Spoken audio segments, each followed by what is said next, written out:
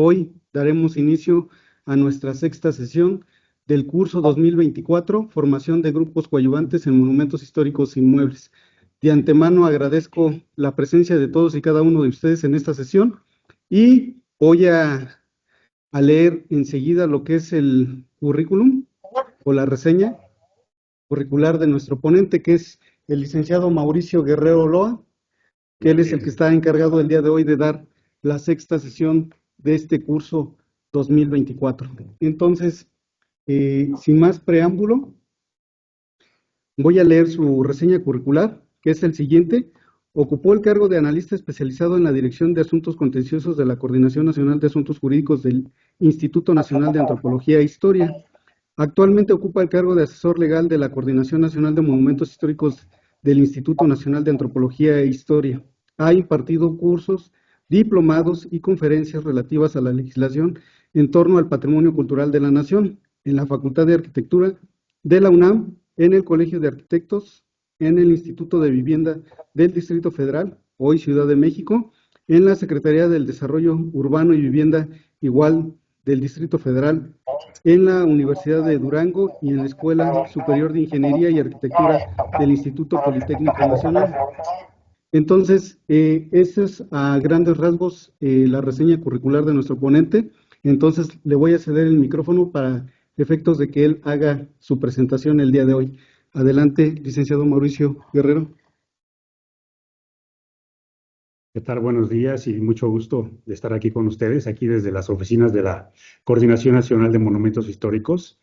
Bueno, pues hoy les vamos a presentar un tema relacionado con lo que es la denuncia, tanto la denuncia ciudadana como las denuncias ante la de carácter administrativo o como las de carácter civil que se pueden hacer directamente entre la Fiscalía Nacional ante la FGR. El tema se llama Denuncias por afectación al patrimonio cultural histórico. Bueno, comenzamos. Bueno, en todo el mundo y bueno, aquí en México principalmente tenemos un marco jurídico general y adicional relativo a la protección de nuestro patrimonio cultural histórico. Estas, bueno, son las principales leyes que se refieren a esta materia. Tenemos primeramente la Constitución Política de los Estados Unidos Mexicanos. También tenemos los tratados internacionales, que son las normas más altas. Tenemos la Ley Federal sobre Monumentos y Zonas Arqueológicos, Artísticos e Históricos, el Reglamento de la Ley Federal sobre Monumentos, la Ley Orgánica del INAH y su reglamento, la Ley Federal de Procedimiento Administrativo, así como códigos y leyes federales que son supletorios. También tenemos legislación en el ámbito estatal y en el ámbito municipal, así como acuerdos y oficios circulares. Bueno, primero que nada tenemos la Constitución Política de los Estados Unidos Mexicanos. Todos sabemos que esta es la norma fundamental, es la ley de leyes, sobre ella no hay ninguna otra de mayor jerarquía. Bajo ella existen todas las demás, las de carácter federal, las de carácter municipal, las de carácter estatal. En 1968 se reformó la Constitución Política de los Estados Unidos Mexicanos y se agregó a la fracción 25 al artículo 73, por la cual se otorgó al Congreso Federal la facultad para legislar en materia de monumentos arqueológicos, artísticos e históricos de interés nacional. Entonces, al poco tiempo, surgió la Ley Federal del Patrimonio Cultural. Es una ley que estuvo vigente aproximadamente un año, después fue sustituida por la actual Ley Federal sobre Monumentos y Zonas Arqueológicos, Artísticos e Históricos. En el mismo rango de las normas constitucionales tenemos los tratados internacionales, que son acuerdos que son suscritos por dos o más países y que una vez que son celebrados por el gobierno mexicano y ratificados por el Senado, se transforman en ley suprema de toda la Unión, teniendo el mismo rango que la Constitución Federal. Bueno, ahora vemos lo que es la Ley Federal sobre Monumentos y Zonas Arqueológicos, Artísticos e Históricos. Esta es una ley federal que data de 1972. Entre sus aciertos e innovaciones tenemos que, bueno, se definió lo que son los monumentos y las zonas de monumentos arqueológicos, artísticos e históricos. Tenemos también la creación de las zonas de monumentos. Tenemos la creación del Registro Público de Monumentos y principalmente por el tema que vamos a tratar el día de hoy, es la tipificación de delitos especiales cometidos en contra del patrimonio cultural. También tenemos el reglamento de la Ley Federal sobre Monumentos y Zonas Arqueológicos, Artísticos e Históricos, que data de 1975. Tenemos la Ley Orgánica del INAH, que es el instrumento de creación del Instituto Nacional de Antropología e Historia, que data de 1939. Fue creado a instancias del general y presidente en ese entonces, Lázaro Cárdenas, que creó el Instituto Nacional de Antropología e Historia como un organismo público desconcentrado de la Secretaría de Educación Pública y señaló los objetivos generales de la institución. Actualmente, al crearse la Secretaría de Cultura, pues pasa a formar parte de esta nueva Secretaría a partir del año 2015. Tenemos otra ley importante, que es la Ley Federal de Procedimiento Administrativo. Las disposiciones de esta ley son de orden y de interés público y se aplicarán a los actos, procedimientos y resoluciones de la Administración Pública Federal Centralizada, a la cual pertenece nuestro instituto, sin perjuicio de lo dispuesto en los tratados internacionales de los que México sea parte. Es decir, esta Ley Federal de Procedimiento Administrativo va a normar pues todos los actos de autoridad de las autoridades administrativas, como somos nosotros, Antropología e Historia. En la misma Ley Federal sobre Monumentos nos dice que a falta de una disposición expresa, se aplicarán supletoriamente códigos y leyes federales.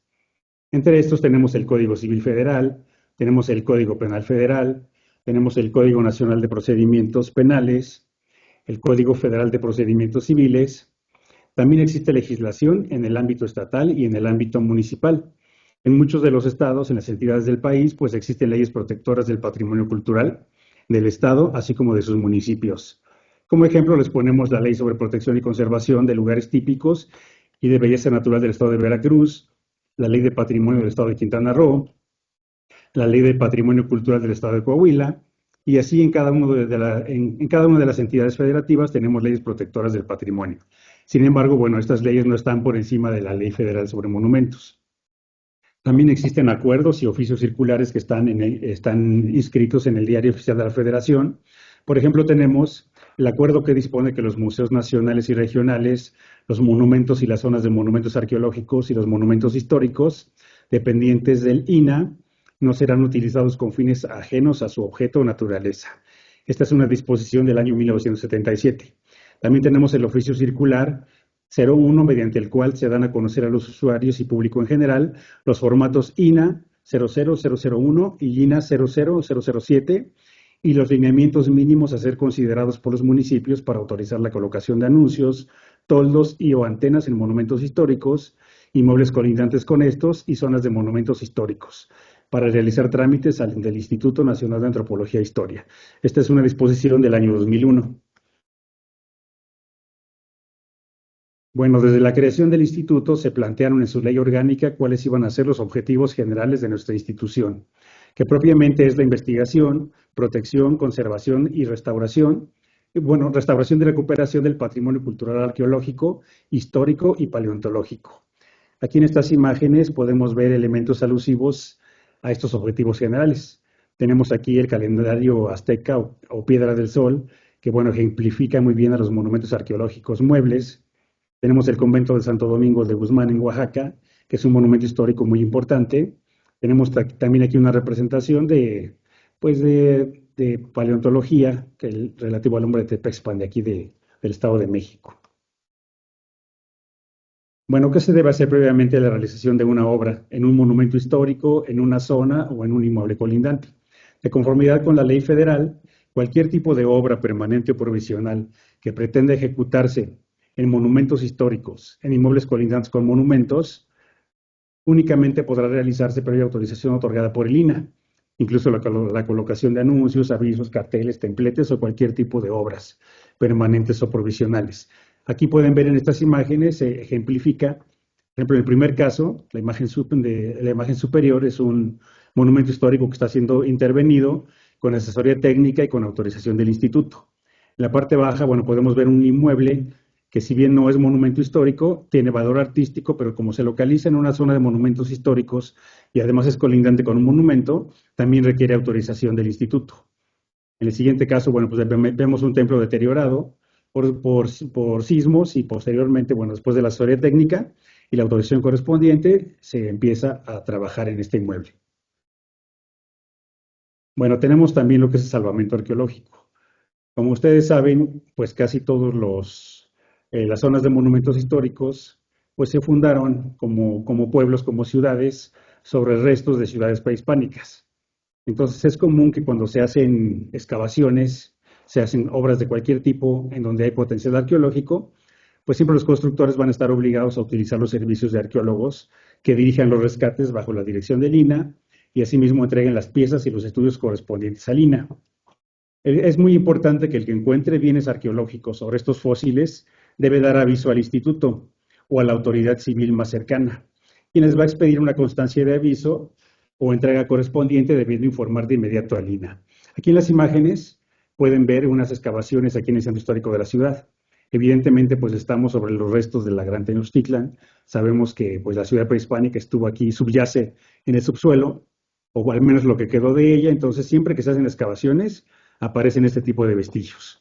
Por eso es muy importante realizar el salvamento arqueológico correspondiente. Claro que a veces, bueno, hay mucha gente que siente temor por esta circunstancia, porque piensan que por el hecho de que encuentren vestigios, el INAH les va a quitar su terreno, se les va a expropiar, cuando realmente no es así. Precisamente para eso existe la política de salvamento arqueológico, para rescatar estos bienes que pueden estar en el subsuelo, y en caso de que se encuentren bienes que sean inmuebles, pues se puede restringir si es cierta obra, cierta área, para que se pueda cambiar de ubicación y no se afecten estos vestigios. La mayoría de las veces, bueno, se toma registro de ellos, se fotografían, se graban, se toma todo el registro que corresponda y se procede a volverlos a dejar ocultos. También en ciertos casos se pueden permitir la instalación de ventanas arqueológicas para que se pueda ver qué es lo que existe en el subsuelo. Bueno, aquí tenemos algunos de los tipos de anuncios o de toldos que autoriza el instituto. Podemos ver el primer caso, no es un monumento histórico, pero está en una zona de monumentos y por lo tanto el anuncio debe estar autorizado por el INAH y debe de cumplir con las reglas. En el segundo caso es un monumento histórico, este sí es monumento del siglo XVIII y también sus anuncios cumplen con los lineamientos mínimos. En el caso de los toldos o del anuncio con iluminación indirecta, pues son instalaciones que también cumplen con la normatividad y que cuentan con una licencia por parte de antropología. Bueno, vamos a ver qué son las denuncias. La definición de denuncia. Bueno, la palabra denuncia proviene de la lengua latina, denunciare, que significa hacer saber o remitir un mensaje. Es el acto por el cual una persona hace del conocimiento de un órgano de autoridad la verificación o comisión de determinados hechos con el objeto de que dicho órgano promueva o aplique las consecuencias jurídicas o sanciones previstas en la ley o en los reglamentos para tales hechos. Delito. Bueno, nuestras normas de carácter penal establecen que delito es un acto u omisión que sanciona las leyes penales. En los delitos que producen un resultado material, también será atribuible el resultado producido al que omita impedirlo, si éste tenía el deber jurídico de evitarlo. En estos casos se considerará que el resultado es consecuencia de una omisión cuando se determine que el que omite impedirlo tenía el deber de actuar para ello, derivado de una ley, de un contrato o de su propio actuar precedente. ¿Qué significa esto? Bueno, significa que existen delitos de acción y delitos de omisión. Les voy a poner un ejemplo. Si yo intencionalmente, conociendo la ley y conociendo que es un delito, destruyo un monumento histórico, pues obviamente voy a incurrir en este delito y además va a ser doloso precisamente porque yo conocía que era un delito y lo hice intencionalmente. Pero también puede ser que se llegue a cometer este delito por imprudencia. Puede ser que por falta de mantenimiento, así como a lo mejor por falta de recursos o simplemente por desidia, pues no se da el mantenimiento a estos monumentos y con el tiempo se van deteriorando. Entonces puede ser que se vaya destruyendo paulatinamente precisamente por la omisión. Pero precisamente esta omisión también va a dar como consecuencia la comisión del ilícito, que es la destrucción de un monumento histórico. Bueno, tenemos un delito previsto en la Ley Federal sobre Monumentos y Zonas Arqueológicos, Artísticos e Históricos, que en el artículo 52 establece que al que por cualquier medio dañe, altere o destruya un monumento arqueológico, artístico o histórico, se le impondrá prisión de 3 a 10 años y multa hasta por el valor del daño causado. Cuando el daño no sea intencional, bueno, pues se va a estar a lo dispuesto en el capítulo de aplicación de sanciones a los delitos culposos del Código Penal Federal. Aquí en estas tres imágenes podemos ver tres claros ejemplos. En el primer caso, pues aquí vemos un graffiti que dañó tanto la cantera de la puerta de un templo como la madera. Ustedes saben que, bueno, resarcir estos daños son muy complicados porque pues hay que pulir la madera. Bueno, primero hay que despintarla, después hay que volverla a entintar, hay que pulirla, hay que protegerla. Y la cantera, pues sabemos que es un material poroso y que estos materiales se van a incrustar en los poros de tal manera que es muy, muy complicado retirarla. Entonces, normalmente cuando se hacen dictámenes, los avalúos son muy altos para resarcir este tipo de daños. Aquí en el siguiente caso, en la imagen del centro, podemos ver un auto que se quedó sin frenos, un camión, y se fue a estrellar contra el monumento histórico. Digamos que aquí el daño no fue intencional, sino que esta persona pues simplemente tuvo un accidente, se estrelló ahí, y pues de todas maneras está obligado a resarcir estos daños. Claro que la sanción va a ser mucho menor a que esto lo hubiera hecho con dolo. En la última imagen podemos ver aquí unas esculturas del monumento Cuauhtémoc, que también es un monumento histórico del siglo XIX, que alguien intencionalmente cortó las garras de los leones con el objeto pues, de robar y de fundir este material. Actualmente, bueno, sí fue procesado el responsable y pues ya se pudo resarcir el daño, ya se volvieron a crear estas piezas y ya fue restaurado. Bueno, los delitos por dolo, pues obra dolosamente el que conociendo los elementos del tipo penal, es decir, del delito, o previendo como posible resultado, quiere o acepta la realización del hecho descrito por la ley. Volvemos a lo que comenté anteriormente. Aquí las personas que ya tienen la intención de hacerlo, de dañar el monumento, de destruirlo, de darle mantenimiento para que se caiga solo también, de destruirlo intencionalmente, de grafitear, de hacer cualquier daño, pues estaría actuando dolosamente. Entonces, pues la sanción que puede merecer es mayor y además también el dictamen, pues va a ser mucho más elevado para poder resarcir estos daños. Y bueno, los delitos por culpa. Aquí obra culposamente el que produce el delito que no previó, siendo previsible, o previó confiado en que no se produciría, en virtud de la violación de un deber de cuidado que debía y podía observar, según las circunstancias y sus condiciones personales. Aquí en la imagen podemos ver un caso que sucedió hace alrededor de 2 años en Campeche, que precisamente era un monumento pues, que tenía algunos daños estructurales, los propietarios no le dieron mantenimiento, y pues se reblandeció esta pared y que se cae el inmueble, se cayó una parte de la fachada del monumento histórico, que además de cometer el delito de daño al monumento, pues también afectó a la propiedad pública y privada porque cayó sobre los autos y dañó la infraestructura pública. Entonces, pues aquí esto ya es un poco más gravoso precisamente por esa situación, de que causó daños tanto al monumento como a los bienes públicos y privados de la calle. Tenemos aquí otras imágenes. En el primer caso, bueno, vemos un monumento histórico que fue arrasado totalmente con dolo. No dejaron ni siquiera una piedra sobre otra. Vemos en la segunda imagen de la parte superior también la destrucción de una capilla. Esto fue en el estado de Tlaxcala. Las imágenes de abajo, bueno, vemos también la destrucción de los techos y la salida del escombro de un monumento histórico del siglo XVIII.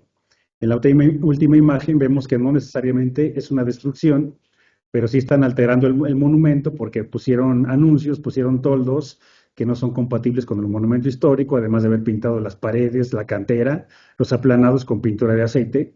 Es una pintura que obviamente va a dañar los monumentos. Los va a dañar porque estos inmuebles pues tienen la función de sacar también la humedad del subsuelo.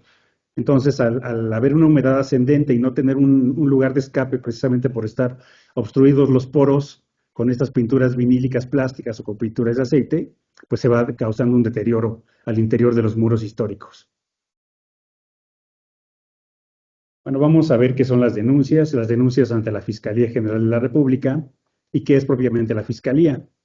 Bueno, pues la Fiscalía es un órgano del Poder Ejecutivo Federal que se encarga principalmente de investigar y perseguir los delitos del orden federal, cuyo titular es el Fiscal General de la República, quien preside a él o al Ministerio Público de la Federación y a sus órganos auxiliares, que son la Policía Investigadora y los peritos. Bueno, ¿cómo se puede presentar una denuncia ante la Fiscalía General de la República? Bueno, cualquier persona que conozca de un hecho presumiblemente delictivo de carácter federal puede presentar ante el Ministerio Público de la Federación la denuncia en forma oral o por escrito sobre hechos que pueden constituir un delito. Por supuesto que destruir, alterar o un monumento histórico pues se considera un delito de carácter federal. Digo, no solamente los monumentos históricos, también los monumentos arqueológicos o los monumentos artísticos. Para presentar una denuncia, pues es lo más recomendable tener a la mano la mayor cantidad de información, lo cual permitirá una mayor eficacia en los procesos de investigación. Es decir, tiene que tener todas las circunstancias de modo, tiempo y lugar para que, bueno, si se hace una buena denuncia y un buen dictamen, pues finalmente pueda haber una sentencia condenatoria en contra del que haya realizado este acto ilícito. Cuando las denuncias ante la FGR se pueden hacer vía telefónica. Aquí está el teléfono en la pantalla, lo pueden copiar. Está el correo electrónico de atención ciudadana y también se puede realizar de manera presencial. Se puede acudir directamente a la ventanilla única de atención de la Fiscalía General de la República, con horario de atención que son de las 24 horas del día, los 365 días del año. Su ubicación actual es Reforma 1355 en Santa Fe. La verdad son un poco alejadas las oficinas. Anteriormente estaban ubicadas en un lugar muy céntrico, estaban aquí en la glorieta del Metro Insurgentes, pero recientemente se han cambiado hasta Santa Fe. Sin embargo, bueno, pues no es necesario que acudan directamente hasta allá, sino que se puede hacer esto telefónicamente, se puede hacer por internet. Y también en los estados pueden acudir directamente al Ministerio Público de la Federación que corresponda. Bueno, ¿qué son las sanciones penales? Daño o destrucción de un monumento histórico. Nos dice el tipo penal que está regulado en la Ley Federal de Monumentos que al que por cualquier medio dañe, altere o destruya un monumento arqueológico, artístico o histórico, se le impondrá prisión de 3 a 10 años y multa hasta por el valor del daño causado. Cuando este daño no sea intencional, se estará lo dispuesto en el capítulo de delitos culposos del Código Penal Federal. Las sanciones de carácter penal, bueno, también hay algunas que están establecidas en el Código Penal de la Ciudad de México. En el artículo 329 bis, nos dice al director responsable de obra o corresponsable de obra que permite el desarrollo de la obra en la que otorgó su responsiva, sin apego a la licencia, autorización, permiso, registro o conforme a las disposiciones aplicables, se le impondrán de 2 a 5 años de prisión y de 400 a 700 días multa, así como suspensión para desempeñar profesión u oficio hasta por un periodo igual a la pena de prisión impuesta.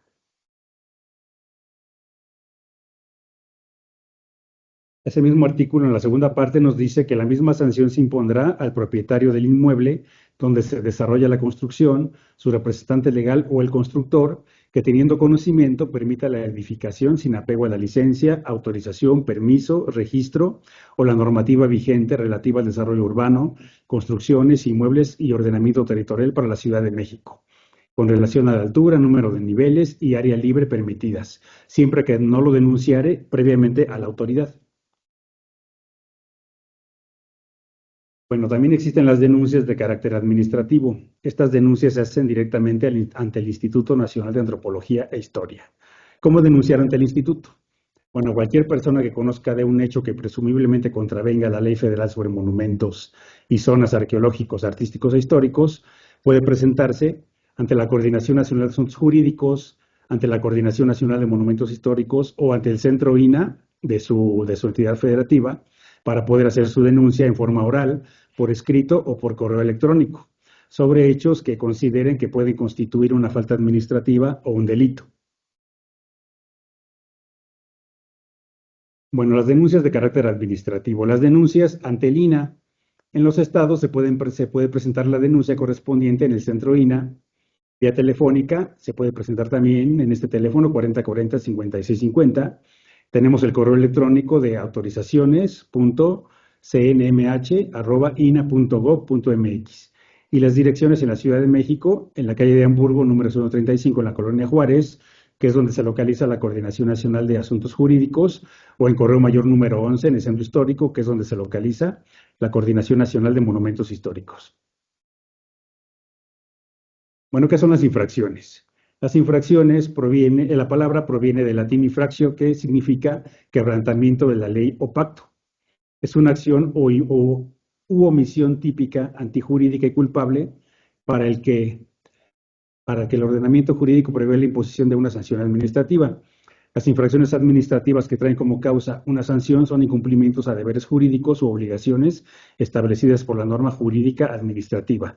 Una norma jurídica administrativa es también la Ley Federal sobre Monumentos y Zonas Arqueológicos, Artísticos e Históricos. Bueno, tanto las infracciones como las sanciones han de estar preestablecidas en la norma con rango de ley, en este caso la Ley Federal sobre Monumentos. Infracciones que puede imponer el instituto, pues las puede imponer por realización de obras o instalación de anuncios, toldos y antenas en monumentos, en inmuebles colindantes con monumentos y o en zonas de monumentos históricos sin la autorización del INAH. También la realización de obras en monumentos o instalación de elementos contraviniendo una autorización ya previamente otorgada por el INAH. También parte de las sanciones administrativas puede ser la suspensión de obras, que puede ser de carácter parcial, de carácter total, una orden de demolición, una orden para retiro de elementos, la revocación de una autorización o incluso la imposición de una multa. Pueden ver aquí en el primer caso la suspensión de una obra mediante sellos. Este es uno de los sellos que se manejan en el instituto. Tenemos aquí también unas excavaciones sin autorización que obviamente pues fueron suspendidas. Tenemos aquí el primer caso, donde si bien no es monumento histórico ni colindante, se localiza en una zona de monumentos. Entonces, cualquier obra la puede suspender el INAH y también puede coadyuvar con otras autoridades que también tienen facultades de suspender o de clausurar obras. Aquí en la imagen superior vemos aquí unos baños públicos instalados en un monumento que, pues obviamente es un anuncio que contraviene las disposiciones que causa una afectación negativa al patrimonio histórico. Entonces, bueno, también una suspensión de los anuncios.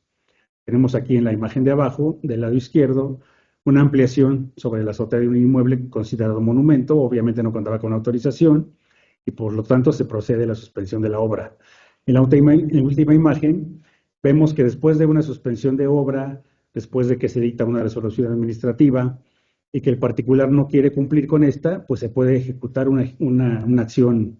Se puede solicitar a otras autoridades que coadyuven con el INAH para realizar una ejecución forzosa. Aquí pueden ver el retiro de un anuncio, que bueno, los particulares no lo querían retirar, se les tuvo que imponer una multa y además se ordenó la ejecución forzosa, el retiro del elemento irregular. Pueden ver aquí otro caso de una clausura y una suspensión por parte del INAH, la clausura realizada por autoridades locales y la suspensión de la obra realizada por la autoridad federal que representa antropología. En las otras dos imágenes podemos ver suspensión de obras también en monumentos históricos. Aquí la ampliación de un vano y en el caso de arriba una obra que se estaba haciendo al interior del monumento, una destrucción, y que aún no permitiendo el acceso es posible que se puedan suspender estas obras e iniciar el procedimiento administrativo correspondiente.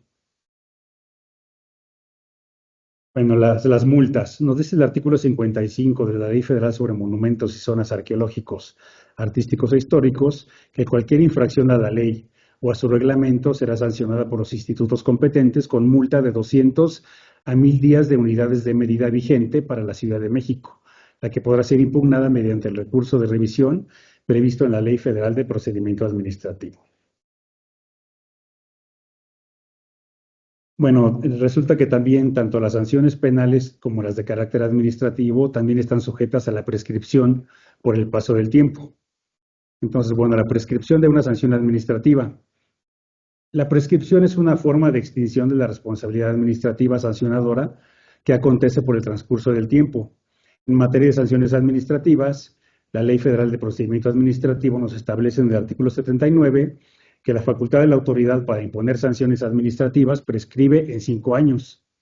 Los términos de la prescripción serán continuos y se contarán desde el día en que se cometió la falta o infracción administrativa, si fuere consumada, o desde que cesó, si fuere continua. Muchas veces aquí en el nos enfrentamos a que particulares nos denuncian alguna obra ya ejecutada normalmente y a veces hace 20 años que la hicieron. Entonces nosotros vamos al sitio, investigamos, podemos consultarlo directamente en el Google Maps, podemos ver las imágenes de años anteriores, podemos ir directamente al lugar y nos percatamos que estas obras que están denunciando pues pueden tener 10 años, pueden tener hasta 20 años y apenas las están denunciando. Entonces es muy importante que sepa que también existe una prescripción, que después de 5 años el INAH ya no puede imponer una sanción. Cuando ocurren sanciones, bueno, que podríamos interponer sanciones administrativas, pero ya después de los 5 años ya nos vemos imposibilidades jurídicamente para hacerlo.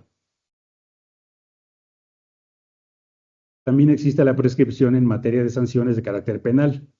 La prescripción de un delito significa que ya no se puede juzgar una acción delictiva debido al paso del tiempo, entre el momento en que se cometió dicha acción y la interposición de la denuncia. Esta prescripción deja sin responsabilidad penal al autor que cometió el delito.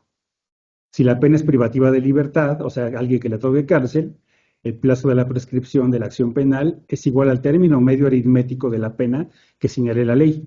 Es decir, sumar la pena máxima, la pena mínima y la máxima del delito de que se trate y dividirlo entre dos. En el caso de la destrucción de un monumento histórico, pues la pena mínima son de 3 años y la pena máxima son de 10, o sea, son 13 años. La mitad de 13, ese es el término de la prescripción. Bueno, también cuando nos denuncian alguna obra, alguna instalación irregular, nosotros iniciamos medidas preventivas que son previas a la instrumentación de procedimientos administrativos. Normalmente nosotros identificamos primero qué tipo de denuncia es, qué tipo de elementos son los irregulares, podemos hacer la identificación y el retiro de anuncios, por ejemplo, de anuncios publicitarios denunciados en el centro de la ciudad, pero esto bueno, se hace en todo el país. Podemos hacer requerimientos administrativos, podemos pedir que la gente voluntariamente retiren estos elementos, regularicen la situación legal de algunas obras y si no lo hacen, entonces ya inicia el procedimiento administrativo. A veces es la mejor manera de lograr resultados por medio de la medida preventiva. Bueno, también se pueden identificar lo que son obras irregulares denunciadas que pueden o no necesariamente causar afectación al patrimonio histórico o que no estén autorizadas por el INAH. Tenemos mucha obra que si bien no causa afectación al patrimonio, son obras que no cuentan con autorización. Entonces se identifican estas obras, si son susceptibles de ser regularizadas, se conmina a los particulares a que las regularicen, se les envía un requerimiento administrativo, se les dice que tienen que pasar a la ventanilla única del INAH, hacer un trámite correspondiente para poder obtener una licencia. Sin embargo, si estas obras están causando afectación a un monumento histórico, a un colindante o a la zona, invariablemente se va a proceder a la suspensión de las mismas hasta que se regularice la situación técnica o legal de las mismas. Bueno, aquí tenemos dentro de las medidas preventivas un modelo de lo que son los requerimientos administrativos para obras o elementos irregulares fuera de norma.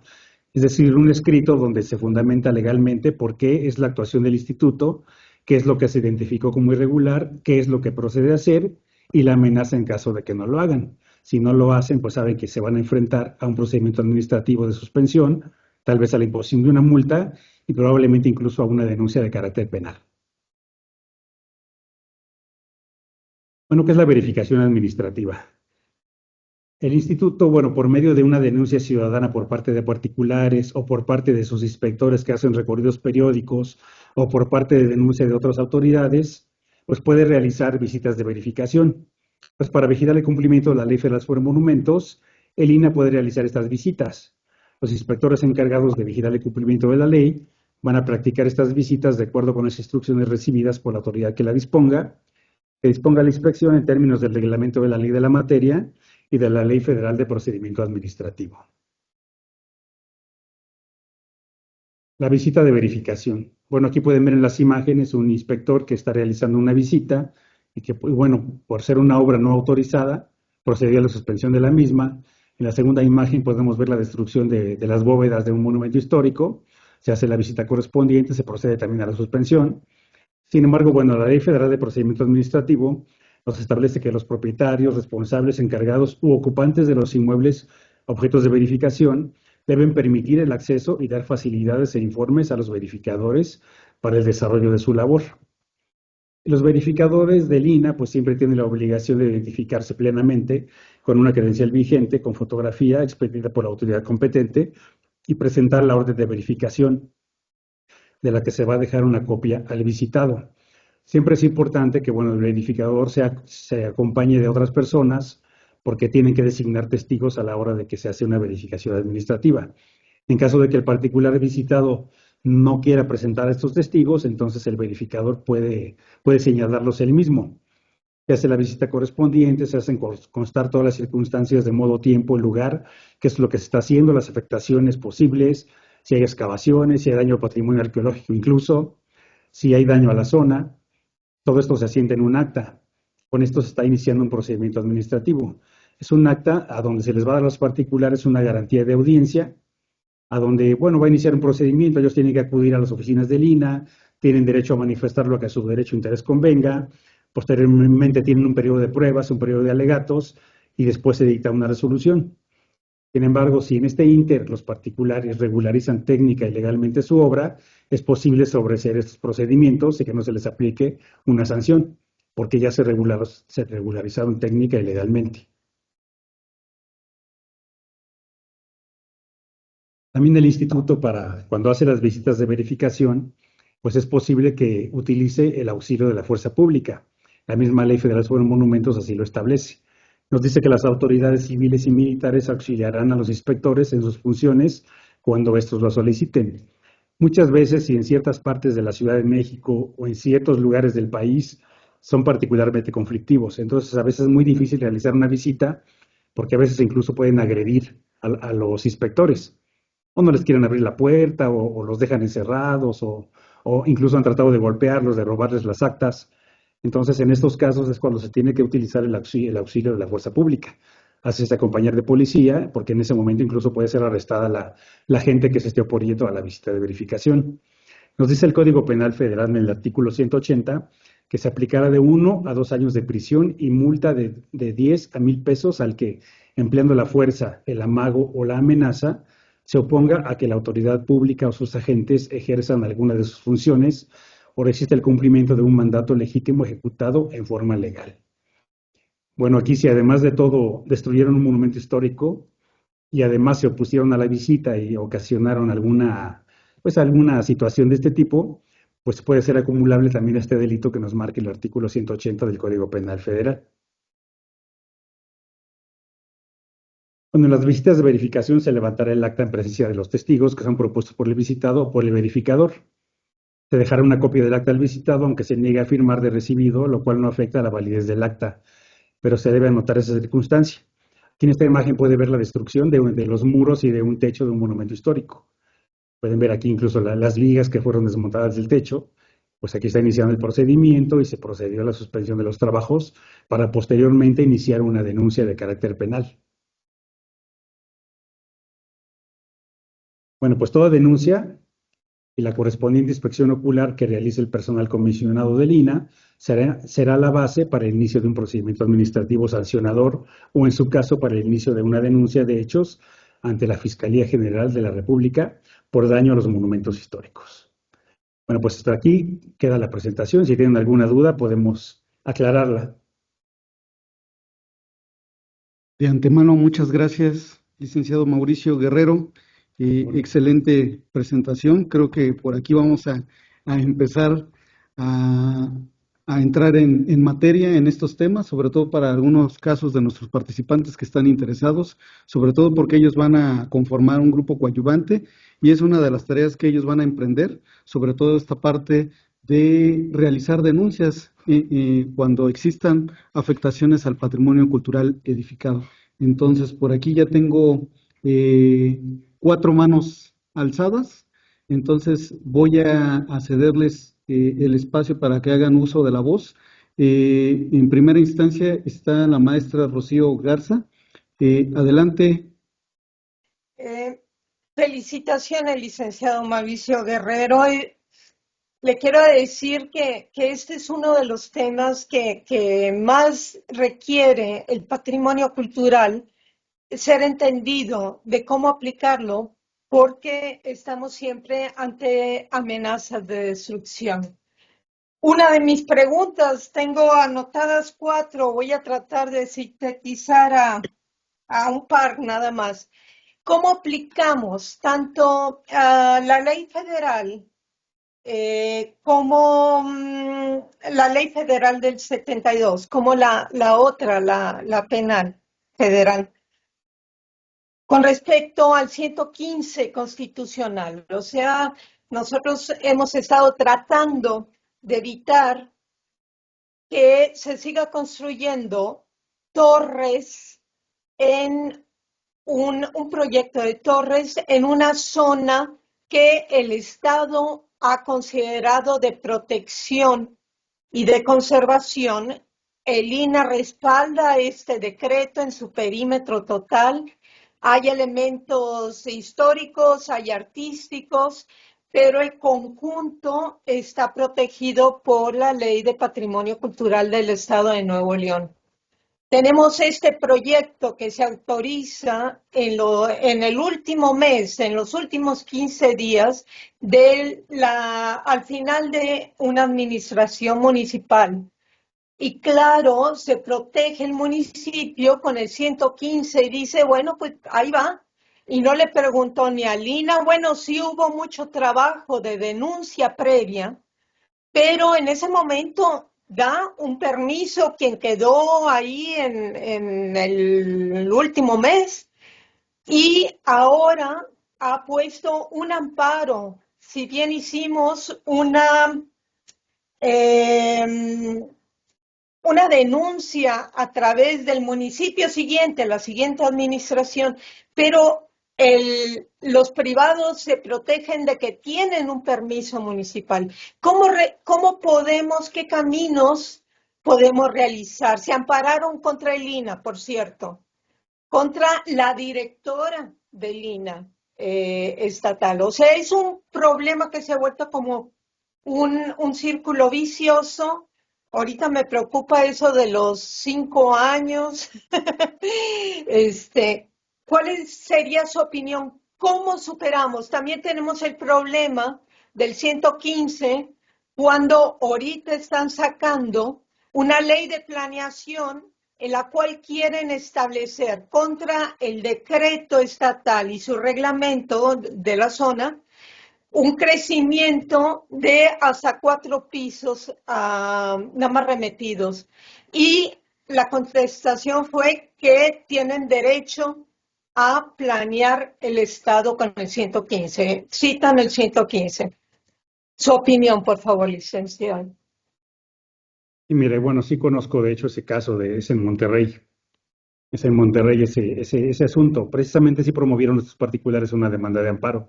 Todavía no se resuelve, de hecho está en un recurso de revisión ante un tribunal colegiado. Sin embargo, bueno, la competencia del INA es en monumentos históricos, en inmuebles colindantes con monumentos históricos y en zonas de monumentos históricos declaradas por el Ejecutivo Federal. Desgraciadamente, en el caso de Monterrey, no existe una zona de monumentos históricos declarada como tal. O sea, sí hay un barrio antiguo, hay un centro histórico en Monterrey que está protegido localmente como centro histórico, no por la ley federal, porque no está declarado por el presidente de la República como zona de monumentos históricos. Sin embargo, la competencia del INA está directamente sobre los inmuebles que sean monumentos históricos que estén en esa área y sobre los colindantes con los mismos. Me parece que en este caso de estos edificios que pretenden construir en Monterrey, sí son colindantes con los monumentos históricos. Entonces, al ser colindantes con monumentos, esto es lo que le da la pauta al INA para suspender estas obras, para suspenderlas. Entonces, bueno, sí entramos de lleno porque sí tenemos competencia como tal por ser colindantes con los monumentos.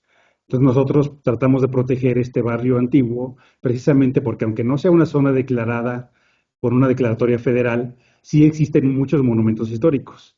Entonces, pues nosotros procuramos protegerlos, que la altura de las nuevas construcciones no rebase ni compita con los monumentos, que las excavaciones que no afecten vestigios que pudieran existir en el lugar también. Y por lo tanto, bueno, pues sí tenemos ese juicio actualmente se está llevando a cabo y bueno, está en recurso de revisión. Esperemos que no sea favorable a los particulares.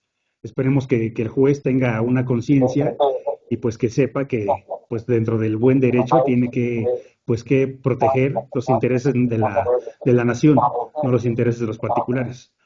Digo, hay muchos espacios más donde ellos pueden construir edificios altos, no necesariamente tienen que afectar el barrio antiguo de Monterrey. Y pues esperemos que no lo afecte.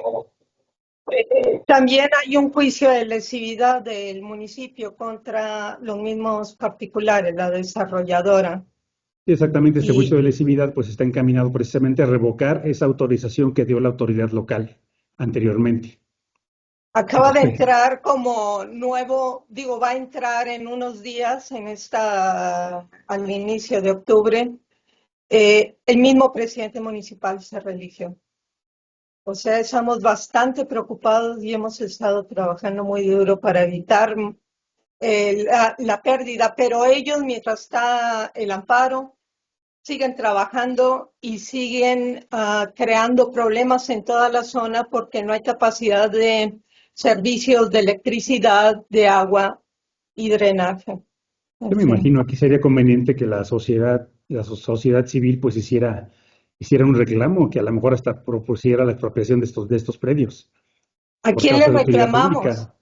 Digo, o sea, hacer presión con la autoridad local precisamente para, Ya, para provocar a la mejor expropiación de estos predios, porque pues, expropiándolos pasan al dominio público y por lo tanto pues ya no se podría ejecutar este tipo de obras.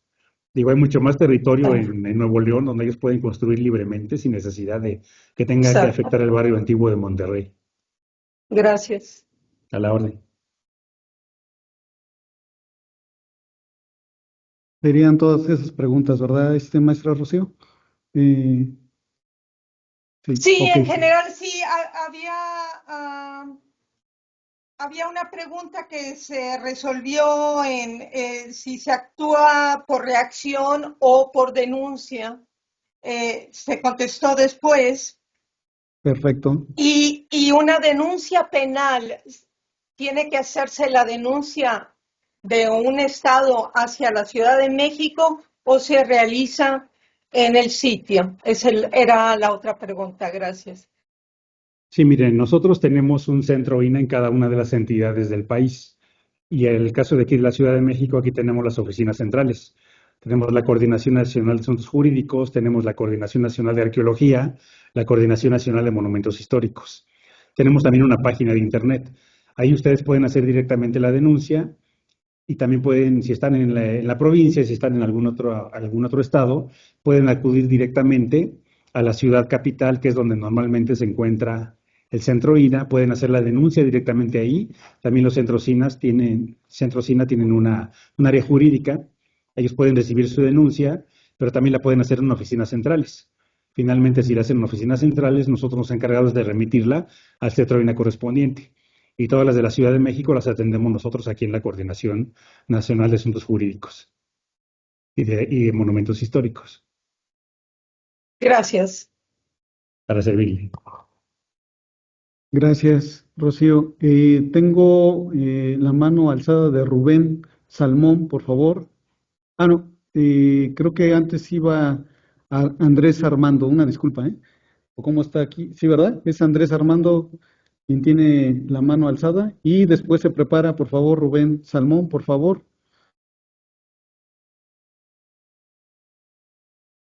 Buenos días a todos, saludos desde Buenos Puebla. días. Estamos aquí también escuchando magníficamente la conferencia, que sin duda es muy acertada y muy interesante cómo se tiene todos los artículos eh, considerados a partir de la ley, la aplicación, que a veces pensamos que en muchos casos se hace caso omiso más bien a todos estos lineamientos, porque muchas veces vemos intervenciones que no son muy adecuadas a los centros históricos y que pues dejan mucho en el aire a veces la normativa, ¿no? Vemos mucho falso histórico, intervenciones, demoliciones. Aquí en un gobierno pasado se demolieron muchas casas de muchos periodos, incluso aunque algunos eran neocoloniales y que les pudiera tocar a Imbal, ahí también cómo fueron demolidas y que no, pues, a partir de la ley federal, esta ley que acaban de mencionar,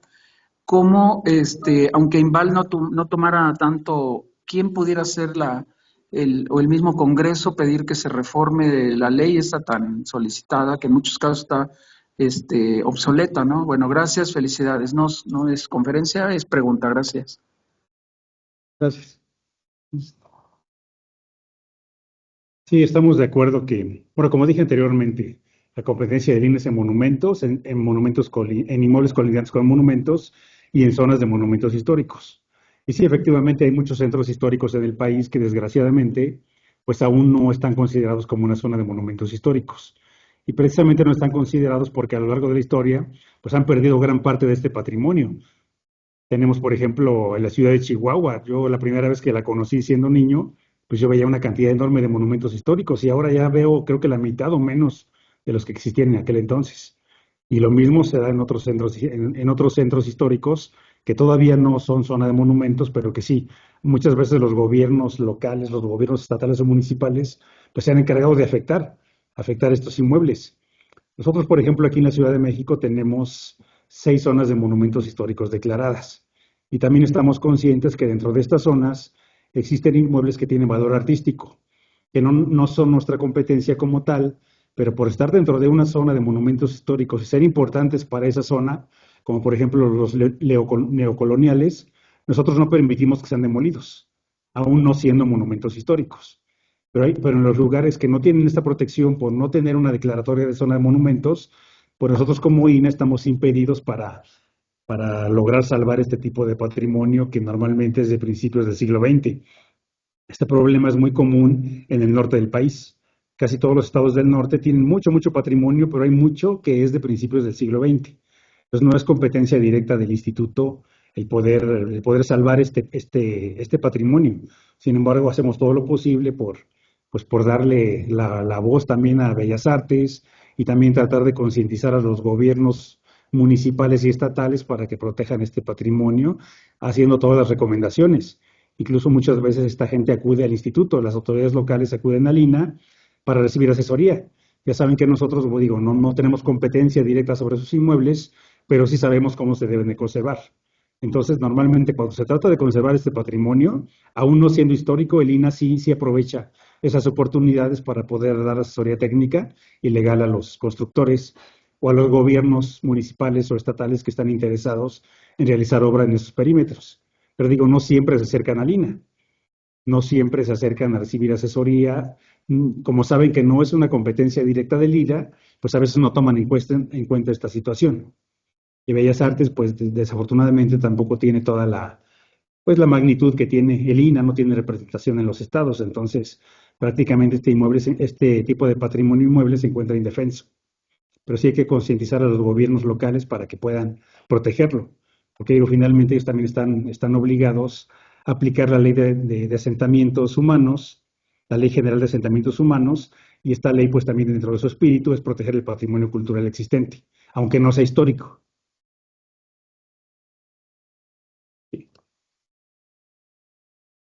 Y antes de darle, yo espero que ya con esto dé respuesta el licenciado Mauricio Andrés Armando.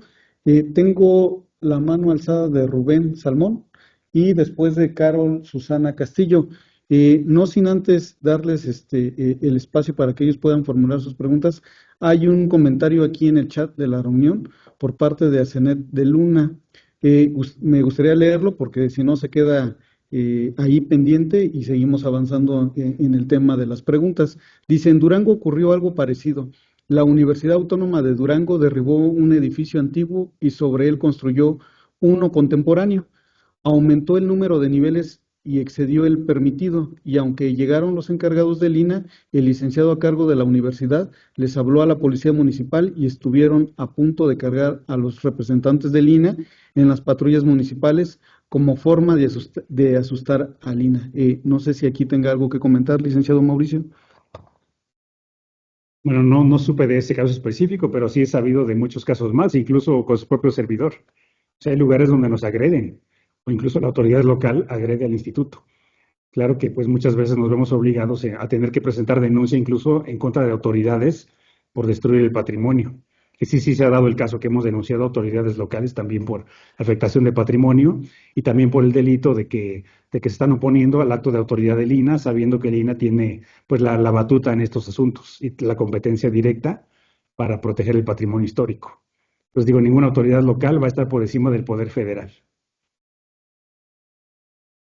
Muchas gracias, licenciado. Efectivamente es acertada su intervención. Hemos vivido y padecido todos los que laboramos aquí en el INA esta situación y entonces tendríamos que, por eso, echar mano de estos grupos coadyuvantes, ¿no? Que ellos son los vigilantes y garantes de lo que sucede en el patrimonio cultural edificado para que pueda intervenir oportunamente el Instituto Nacional de Antropología e Historia. Pero bueno, con eso cierro este comentario. Y quiero cederle el micrófono a Rubén Salmón. Adelante, Rubén. Y se prepara Carol Susana Castillo, por favor. Muchas gracias, licenciado. Licenciado, le agradezco mucho su intervención. Ha sido muy interesante. Siempre he estado yo a favor de profesionalizar la cuestión del patrimonio y la ley pues será una de las aristas más importantes a cubrir en este aspecto. Tenía anotadas también 4 preguntas, pero nada más voy a formular 2. Y yo quisiera saber, desde su perspectiva, qué fortalezas o qué debilidades tiene la ley del 72. ¿Qué le falta a la ley del 72? Bueno, sí, mire, creo que la ley de 72 les falta ser un poco más rígida en cuanto a la protección del patrimonio. Porque, por ejemplo, es un delito destruir un monumento histórico. Sin embargo, no es un delito causarle un daño a la zona de monumentos. Entonces, creo que sería muy bueno que también las zonas de monumentos estuvieran en este rango, que también se pudiera considerar delito cualquier afectación que pudiera ocurrirle a una zona de monumentos históricos. Porque digo, no todos los inmuebles que hay dentro de una zona son históricos, pero sí tenemos competencia en toda la zona. Entonces, si se causa una afectación al monumento, por ejemplo, el incremento de niveles de un inmueble que no está autorizado, la destrucción de un inmueble como los que mencionaron hace un momento, que tiene un valor artístico y que está dentro de la zona, pues también debería de ser considerado como un delito. También consideramos que nuestras multas deberían de elevarse.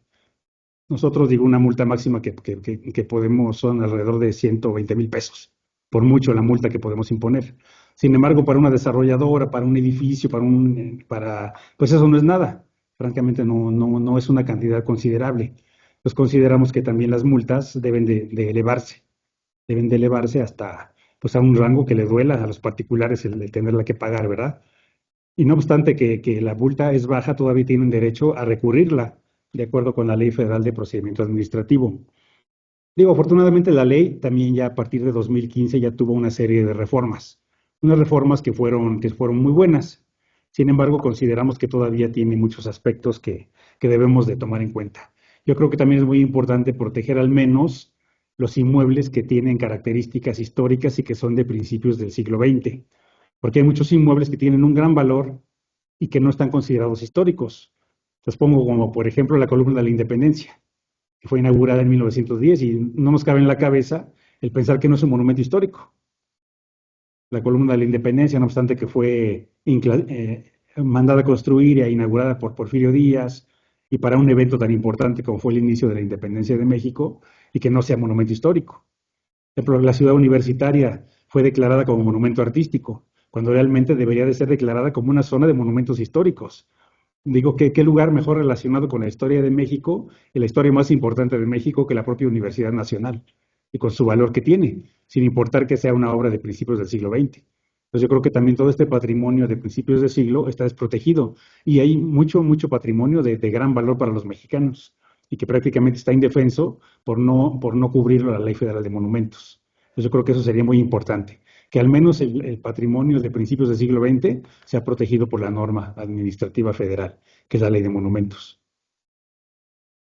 Gracias, licenciado. Bueno, el otro tema que le quería plantear es que aquí en Zacatecas está en curso el proyecto de decreto para hacer la zona de monumentos federal en Zacatecas. Sin embargo, Sí, aquí hay una especie de confusión, porque, como usted sabe, hay una ley anterior, la ley de monumentos de Zacatecas del 1965, que es la que actualmente rige, pues, ¿verdad? Y para tal efecto se creó una junta de monumentos. Entonces, la sí. pregunta es aquí, ¿qué sucede con esa ley anterior? O sea, ya va a privar la federal, según entiendo por la explicación que usted nos acaba de hacer, pero ¿qué Sí. sucede con la otra ley que incluso hay quien afirma que ha sido pues avanzada para su tiempo? Gracias.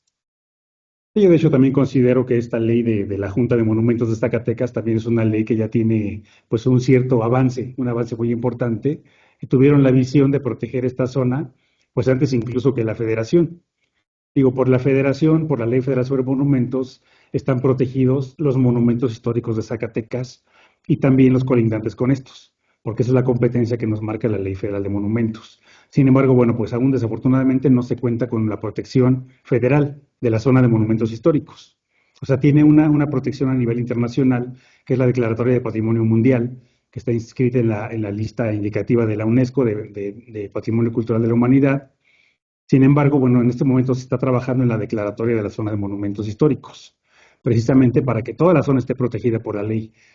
Entonces, digo, aquí puede haber una facultad concurrente, porque también la autoridad local, pues ellos están muy interesados en proteger esta zona. Entonces, digo, no tiene por qué pelearse el INAH con la Junta, ni mucho menos, al contrario, creo que están para apoyarse la instancia local y la instancia federal, Pero yo considero que si se logra esta declaratoria de la zona, aunque sí hemos tenido oposición por parte del gobierno del estado, pero sí consideramos que es muy importante declararla. Digo, no es posible que esté declarada ya a nivel internacional y que no cuente aún con una declaratoria a nivel local. Entonces, bueno, se está trabajando en este momento arduamente para lograr declarar esta zona como de monumentos históricos y puede estar protegida también por la ley federal. Muchísimas gracias, licenciado. La palabra clave concurrencia, efectivamente, muy amable. Para servirle. Gracias, Rubén. Tengo la siguiente mano alzada de Carol. Susana Castillo, adelante. Buen Hola, día. muchas gracias, licenciado, primero que nada.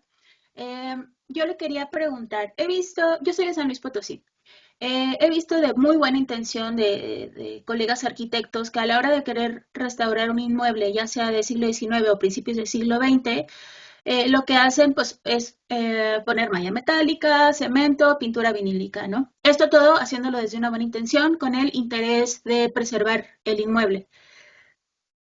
Ellos sin saber que no es una técnica adecuada, ¿no? Yo me pregunto si hay alguna ley o algún artículo, algo que, que vea esta cuestión de las malas intervenciones, ¿no? Por ejemplo, a los muros de adobe, de tierra compactada, etcétera.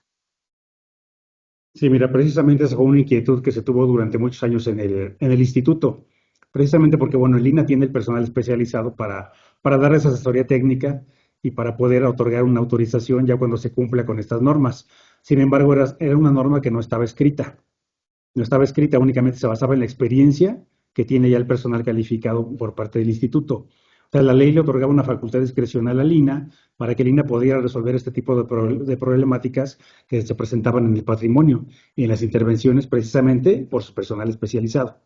Sin embargo, recientemente, digamos hace el mes pasado, se acaban de publicar los lineamientos para la conservación del patrimonio. Pueden consultar la normateca del INAH y ahí van a encontrar estos lineamientos. Okay, muchas Búsquenos como gracias. lineamientos nacionales para intervención en los monumentos y en las zonas. Y, perdón, y ya teniendo estos lineamientos, ¿el INAH tiene personal capacitado más allá de la asesoría técnica? Es decir, yo con lo que más me encuentro es con que yo tengo que capacitar a los maestros albañiles. Entonces, yo no sé si hay alguna, que los capacite, o sea, que el INAH capacite a los maestros albañiles. Bueno, no se ha dado el caso que el INAH los capacite a los albañiles, pero sí se ha capacitado a los arquitectos. Por ejemplo, hemos tenido muchas intervenciones en los colegios de arquitectos, en las universidades, en las facultades de arquitectura, sobre todo ahí y con los cursos de los directores responsables de obra, porque es muy importante que todos ellos conozcan la normatividad que se maneja a nivel federal, a nivel local, el local digo, del estado y de los municipios, y que además conozcan las técnicas que son necesarias para este tipo de intervenciones. Entonces, digo, no llegamos hasta el grado de capacitar a los albañiles, pero sí a los arquitectos, que tienen que estar al tanto de esas obras y también tienen que contar con la supervisión del instituto cuando se está restaurando un monumento histórico. Porque se levanta una bitácora, en esta bitácora se van a hacer todas las anotaciones correspondientes y se puede dar asesoría incluso en el sitio para que ellos sepan cuál es la técnica adecuada que tienen que utilizar, cuáles son los materiales, cuáles son las mezclas, incluso los porcentajes, que no se puede utilizar cemento, que se puede utilizar baba de nopal, cal, etcétera, una serie de cosas. Pero sí, o sea, para eso está el INAH, precisamente para asesorar a los arquitectos y para asesorar también en el sitio de la obra, en el momento de la supervisión. Bueno, y ya nada más me gustaría agregar una cosita, ya sabiendo esto, justo creo que ahí es donde nos topamos con pared, porque los arquitectos no estamos acostumbrados a meternos a la obra, ¿no? Entonces, la forma en la que he podido intervenir inmuebles del siglo XX, no del siglo XIX, es justo capacitando albañiles. Entonces, yo les enseñé a hacer COP, les enseñé a hacer pinturas de cal, a trabajar la baba de nopal, ¿no? A trabajar estas técnicas que ellos primero me dicen que no sirven. Es más, uno de los chalanes me dijo que era, en su pensar, era más fácil tener una máquina del tiempo y traer cemento de esta época a la pasada que trabajar con tierra, ¿no? O sea, esos son como que donde yo me he topado. Entonces, no sé, quizás podría ser que valga la pena abrir una sección o algo así para capacitar albañiles. Sí, la verdad es que eso sería muy, muy bueno. porque había muchos albañiles que conocían las técnicas ancestrales, pero desafortunadamente pues ya son gente mayor, muchos ya murieron, entonces ya se llevaron esas técnicas que ellos ya conocían, incluso sin necesidad de tener lineamientos en el INA, ellos ya conocían esas técnicas, ya sabían cómo hacer una bóveda franciscana, una bóveda catalana, cómo trabajar la tierra, cómo hacer el adobe, cómo trabajar el tepetate, las mezclas de cal. Finalmente, los albañiles modernos están acostumbrados a la obra moderna. O sea, ellos piensan que la panacea es el cemento y la varilla para todo, cuando estas técnicas no son compatibles con el patrimonio histórico, precisamente porque son materiales demasiado rígidos que pueden causar una afectación al patrimonio histórico. Entonces, por eso sí es de ahí la importancia de capacitar al personal para que sepan cuáles son las técnicas que se pueden utilizar, porque incluso sí es posible utilizar algunos materiales modernos en la restauración de monumentos, pero es importante que ellos sepan cuáles y cómo utilizarlos, para que trabajen igual que el movimiento, que tengan el mismo movimiento que los monumentos, por ejemplo, a la hora de un sismo, y no vayan a causar afectación mayor. Porque si tenemos, por ejemplo, una obra a base de, pues a lo mejor de piedra brasa, o tenemos una obra a base de ladrillo rojo, o de materiales mucho más blandos como es el adobe, como es la cantera. La cantera, bueno, pues tenemos una serie de calidades de cantera también, y que no trabajan tan rígidos como el cemento. Ni siquiera un techo de vigas, pues trabaja igual que un techo de concreto. Pues al implementar este tipo de materiales en la obra, pues va a causar una afectación negativa. Normalmente a la hora de un sismo se vienen abajo sus inmuebles precisamente por el golpe que produce el material rígido sobre los elementos blandos. Entonces sí, sí es muy importante capacitar tanto a los arquitectos como pues, a los albañiles. Y ya nada más para cerrar, justo yo quiero trabajar esto en mi tema de maestría, que va empezando, y quisiera ver si puedo tener su contacto para después seguir de esta plática. Sí, por supuesto. Muchas gracias. Sí, a ver, si gustas te doy mi correo electrónico. Sí, por favor.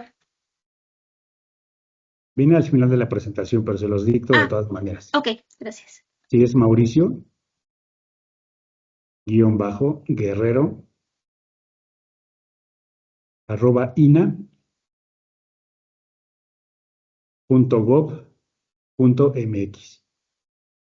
Muchísimas gracias. Para servirle. Gracias, Carol. Gracias, licenciado Mauricio. Tengo una mano alzada, pero quiero leer un comentario que nos ponen aquí en el chat a propósito del tema que ustedes están abordando. Dice Asenet de Luna: acá estamos viendo la posibilidad de abrir un banco de material especial para Adobe, ya que se está tirando como escombro el mismo. Entonces, para que puedan generar sinergia, están en comunicación, entonces por ahí podrían salir grandes proyectos. Entonces, paso a la siguiente pregunta que va a realizar Orlando, y después nuevamente alza la mano Rocío Garza. Entonces está muy bien, está interesante el tema, aprovechen el tiempo al ponente, porque creo que más adelante ustedes se van a enfrentar con este tipo de casos, y entonces es mejor ahorita aclarar todas esas dudas, inquietudes y disiparlas en este momento. Entonces, adelante Orlando Araque, saludos. Sí, gracias. Bueno, licenciado Jorge, yo estoy en San Miguel de Allende, ¿no? Patrimonio Mundial, y a mí sí me llama mucho la atención esa laguna que hay entre el INA y Bellas Artes. Sí me preocupa muchísimo porque ¿qué se ha hecho al respecto para mejorar la ley en ese sentido?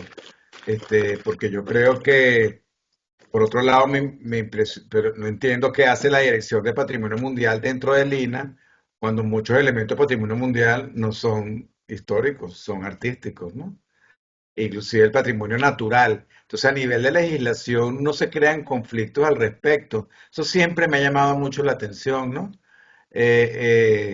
Cómo a nivel de instituciones, ¿qué cree usted con su experiencia? ¿Debería haber una fusión quizás entre Bellas Artes y el INA? O sea, eso siempre me ha llamado mucho la atención.